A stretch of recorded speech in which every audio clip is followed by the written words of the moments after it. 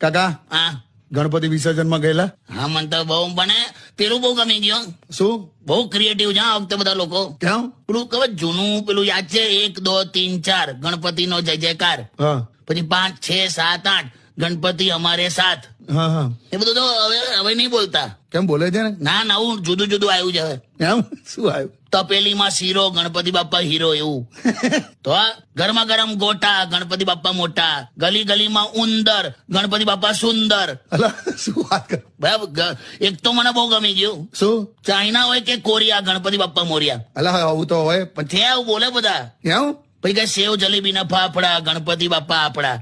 બધા પ્રાસાદ બેસાડે. તે તો એવું ને પંખો ફરે ઉપર ગણપતિ બાપા સુપર. નોકિયા હોય કે સેમસંગ ગણપતિ બાપા હેન્ડસમ. 1 ગાર્ડ 2 ગાર્ડ ગણપતિ બાપા બોડી ગાર્ડ. મજા આવી ગઈ. આ બધું મેં માઇક લઈ લીધેલું. હું શું વાત કરો? આખું લિસ્ટ આપેલું મને કે હું બોલ્યા કરો. પેકેટમાં તો ચિંગમ ગણપતિ બાપા સિંગમ એવું બધું.